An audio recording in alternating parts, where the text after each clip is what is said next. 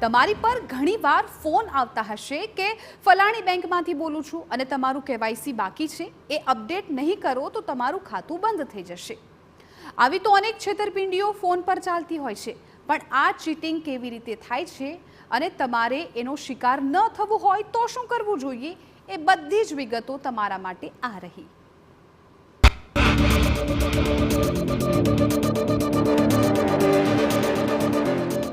Cyber ગઠિયાઓથી સાવધાન।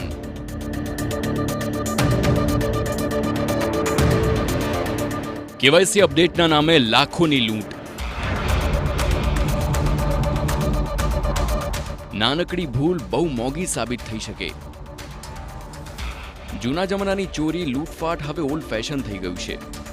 હવે તો તમારા ઘરમાં આવ્યા વગર સાયબર ગઠિયાઓ તમારું ખાતું ખાલી કરી શકે છે, એ તમને ખબર જ હશે। અને આ ફક્ત ગુજરાતની વાત નથી, ભારતભરમાં સાયબર ગઠિયાઓ લોકો સાથે છેતરપિંડી કરતા હોવાના કિસ્સાઓ દિવસે ને દિવસે વધી રહ્યા છે। આપણી મજબૂરી એ છે કે આપણને રોજબરોજના બેંકથી માંડીને તમામ કામો માટે ઇન્ટરનેટની જરૂર રહેતી હોય છે, અને બસ એ જ ઓનલાઈન હોવાનો ફાયદો આ ગઠિયા ઉઠાવી રહ્યા છે। ફક્ત અમદાવાદની જ વાત કરવામાં આવે તો શહેર સાયબર ક્રાઇમ પોલીસ મથકમાં ડિજિટલ ફ્રોડના 50 થી 60 જેટલી અરજીઓ આવી રહી છે। હાલમાં સાયબર ગઠિયાઓ દ્વારા digital arrest, bank fraud, nude video call, KYC update, work from home સહિતના બહાના હેઠળ લોકોને સાયબર ફ્રોડનો શિકાર બનાવી રહ્યા છે।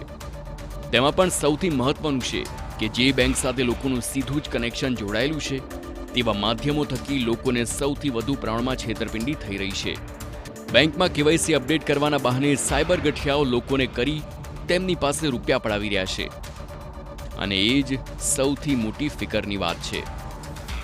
KYC या तो .apk ફાઇલના જે ફ્રોડ છે આ જનરલી જામતાડાની આસપાસનો જે એરિયા છે, કેમ કે ઝારખંડ, બિહારની આસપાસની જે ગેંગ હોય છે એ જનરલી આ પ્રકારે ફ્રોડ કરતી હોય છે। બીજું જે હોય છે કે એક મેવાત રીજન છે તો ત્યાં ફેક ફેસબુક પ્રોફાઇલ, સેક્સટોર્શનના જે સ્કેમ છે ત્યાંથી થતા હોય છે। ઇન્ડિયાની બહારની વાત કરીએ તો કે ચાઇનીઝ ગેંગના જે અત્યારે ફ્રોડ થાય છે, તો જે ડિજિટલ અરેસ્ટ ફ્રોડ છે, અત્યારે ઇન્વેસ્ટમેન્ટ સ્કેમના નામે જે થાય છે, યા તો શેર માર્કેટ સ્કેમના નામે જે ફ્રોડ થઈ રહ્યા છે એ બધી ચાઇનીઝ ગેંગ કરતી હોય છે। પછી એક નાઇજીરિયન ગેંગના જે ફ્રોડ હોય છે તો મેટ્રિમોનિયલ વેબસાઇટ ઉપરથી ઇમ્પર્સોનેશન કરીને જે ફ્રોડ થતા હોય છે, તમારી કોઈ ગિફ્ટ આવી છે અને પછી કસ્ટમર કેર એક્ઝિક્યુટિવ યા તો કસ્ટમ ઓફિસર બનીને તમારી યારે જે વાત કરીને ફ્રોડ કરતા હોય છે તો એ નાઇજીરિયન ગેંગના ફ્રોડ હોય છે। साइबर अपराधी आपको किसी बैंक के प्रतिनिधि के रूप में कॉल करेंगे और आपसे गोपनीय जानकारी पूछने की कोशिश करेंगे, जैसे कि आपका पिन नंबर, आधार नंबर, बैंक के खाता डिटेल्स, ये सब जानने की कोशिश करेंगे।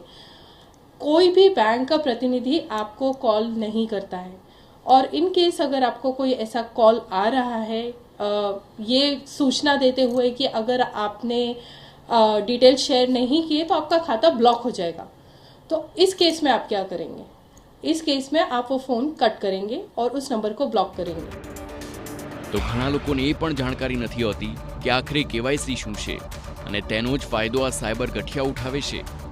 તો સૌથી પહેલા એ જાણી લઈએ કે શું છે આ KYC। તો બેંકો અને નોન બેન્કિંગ નાણાકીય સંસ્થાઓની દ્વારા તેમના ગ્રાહકોની ઓળખ અને સરનામું ચકાસવા માટે KYCનો ઉપયોગ કરવામાં આવે છે। આ માટે ગ્રાહકોએ પોતાનો આધાર નંબર અને પાન નંબર ચકાસવો પડતો હોય છે। આ તો થઈ KYCની વાત, પરંતુ KYC છેતરપિંડી શું છે, એ કેવી રીતે થાય છે?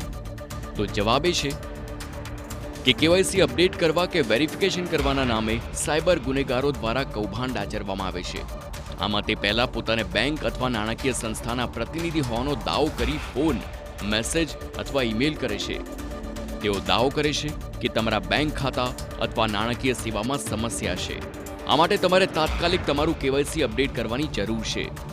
જો તમે આ નહીં કરો તો તમારું ખાતું અસ્થાયી રૂપે બંધ થઈ જશે।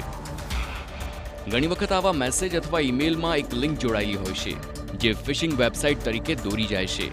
આ લિંક પર ક્લિક કરીને સ્કેમર્સ તમારી નાણાકીય માહિતી ચોરી લેશે અને તમારું બેંક ખાતું ખાલી કરી દેશે। ઘણીવાર KYCમાં વ્યક્તિને વિશ્વાસમાં લઈ ટીમ વ્યુઅર સોફ્ટવેરની મદદથી તમારા મોબાઈલની સ્ક્રીન જોઈ તમારી માહિતી લઈ તમારા જ એકાઉન્ટમાંથી રૂપિયા કાઢી લેશે। એટીએમમાં પૈસા વિડ્રો કરવા જાઓ છો, આપને કશું ફાવતું નથી, કોઈ અનનોન વ્યક્તિ હોય છે તો ઘણા એવા સ્કેમસ્ટર હોય છે કે જે આપના પિન લઈ લેતા હોય છે અને કાર્ડ બી સ્વાઇપ કરી લેતા હોય છે, બીજું કાર્ડ આપને એ જ બેંકનું આપી દેતા હોય છે અને પછી આપના અકાઉન્ટમાંથી પૈસાની ઉચાપત કરતા હોય છે।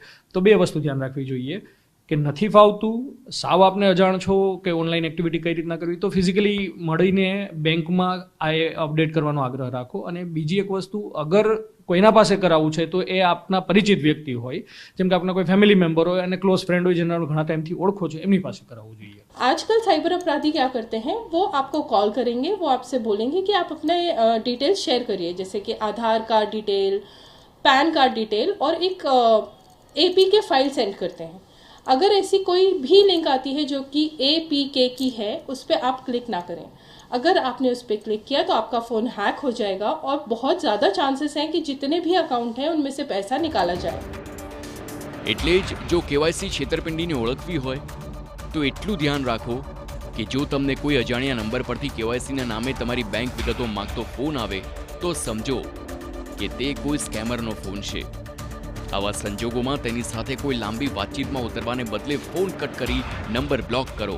આ સિવાય છેતરપિંડીથી બચવા કઈ ભૂલ ન કરવી જોઈએ અને શું ધ્યાન રાખવું જોઈએ એ બધી જ વાતો પણ જોતા રહીશું ફિકર આપનીમાં. હરીન માત્રાવાડિયા સાથે bureau report, TV9 Gujarati, Ahmedabad.